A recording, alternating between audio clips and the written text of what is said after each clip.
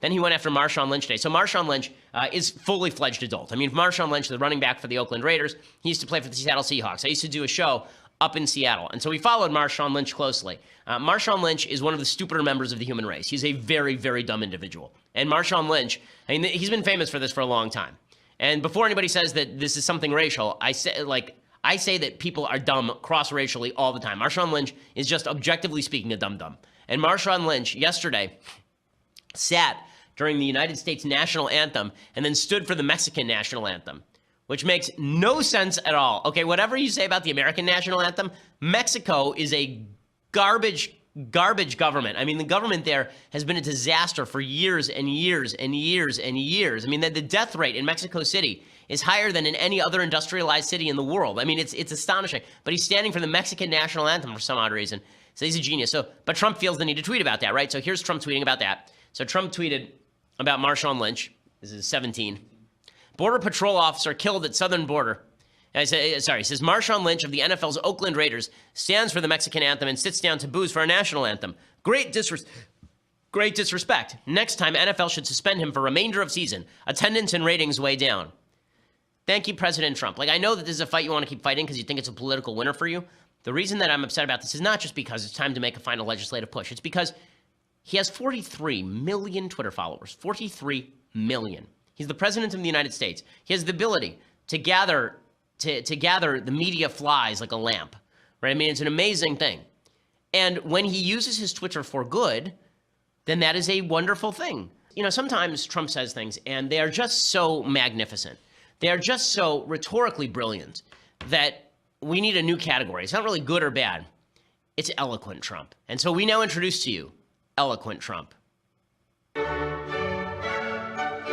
Ah, yes, eloquent Trump. So, on this date, yesterday on this date in 1863, Abraham Lincoln gave a very famous speech. He gave a speech that we all know as the Gettysburg Address. Right, this took place on this date, this specific date, November 19th, 1863, so yesterday. And in it, he declared that we as a union were going to have to stand together and that the better angels of our nature were going to bring the country together, and that we have to not sacrifice. These people should not have sacrificed their lives in vain. That has been matched only by Donald Trump. So Donald Trump says he can be the most presidential president outside of Abraham Lincoln, and I think he proved that yesterday when he tweeted this about LeVar Ball. So remember, LeVar Ball's son, LeAngelo. I don't know what the obsession is in the family with law. It's LeVar, LeAngelo, and what's the name of the kid? Lorenzo. So in any case, the letter L is big there. LeVar, his son, LeAngelo, was arrested in China for shoplifting. And as you recall, Trump got him out of prison and then demanded a thank you, to which the son acquiesced. And I said at the time, this is kind of babyish that the president wants a thank you for getting an American citizen out of prison in China. But in any case, the son said thank you. Well, then they asked LeVar about it. And LeVar said, I'm not going to thank President Trump. I'm not going to thank him because LeVar is also a member of higher intelligence. He obviously is a high IQ guy. And so what he said is, Trump didn't visit my son in prison. Well, he got him out, so you probably should say thank you. But then eloquent Trump showed up. So eloquent Trump tweeted yesterday, now that the 3 basketball players are out of China and saved from years in jail, LeVar Ball, the father of LeAngelo, is unaccepting of what I did for his son, and that shoplifting is no big deal. I should have left them in jail! Exclamation point. Ah, eloquent Trump. Do you love this stuff? No, you shouldn't have left them in jail just because daddy wasn't grateful to you. That's not the way the presidency works. I'm going to talk about why this is important in just a second, but it was pretty epic Trump yesterday, and you just wonder, was he super bored yesterday? He didn't like the football? What was going on with him yesterday? He was back from his trip, and he had a lot to get off his chest. That was not the only eloquent Trump yesterday.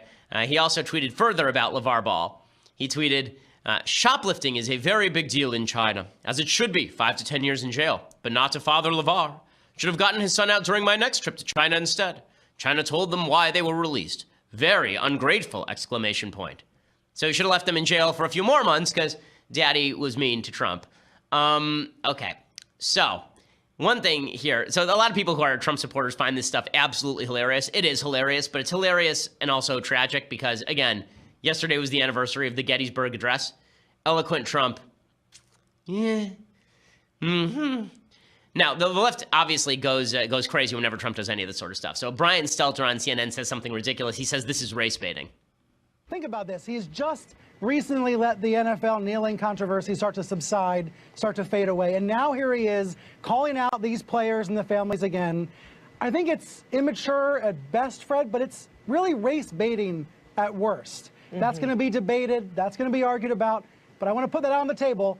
It sure looks like race baiting to a lot of people. And by the way, the reason why I think these tweets are important, it's because they are a serious look. Okay, so it's race baiting. Okay, first of all, I'll show you it's not race baiting. So more eloquent Trump. Trump was very eloquent yesterday. I mean, he put on his cravat, he grabbed his pipe, he fired up the handle, and he ended up tweeting out this one too. This is one about Jeff Flake. So Jeff Flake, of course, is the senator from Arizona. He's not running for re-election. He said that he thinks that Trump is basically the end of the Republican Party. And here's what he tweeted. More eloquent Trump. Senator Jeff Flake he wrote Flakey, but the Y is in parentheses, who is unelectable in the great state of Arizona, quit race, anemic polls, was caught purposely on Mike is spelled M-I-K-E, saying bad things about your favorite president. He'll be a no on tax cuts because his political career anyway is quote-unquote toast. There's so much that is glorious about this tweet. First of all, the revolutionary use of the scare quotes is, I don't know why toast is in scare quotes. I don't know why Mike is in scare quotes. I don't know why Mike is spelled M-I-K-E as opposed to M-I-C. I don't know why Jeff Flake was on top of some dude named Mike.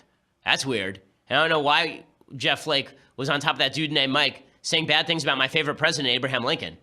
I don't know why Jeff Flake was ripping on Abraham Lincoln. I do love that Trump calls himself your favorite president. He has the lowest poll numbers of any president in American history at this point in his presidency.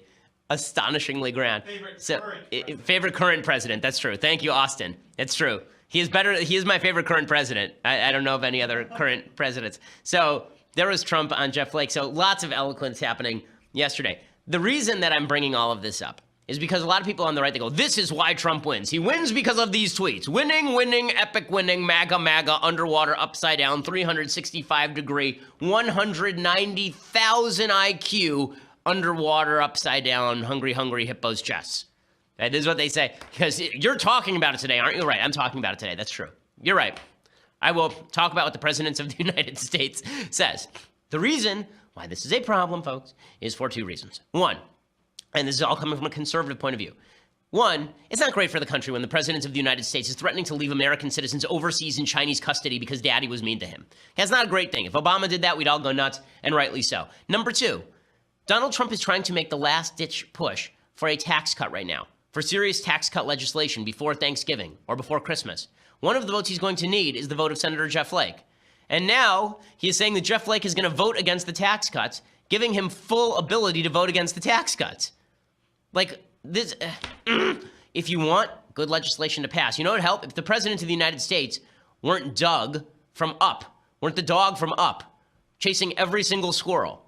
His closing argument on health care reform, if you recall, was that Jeff Sessions was a poopy head. His closing argument on the second round of health care reform is that the NFL players should stop kneeling. And now his closing argument on tax reform is that he should have left a basketball player in China under custody and that a particular senator should be, he'll rip on a particular senator and tell him to vote no on tax cuts because he's mean to him. Like, I just don't, like, why?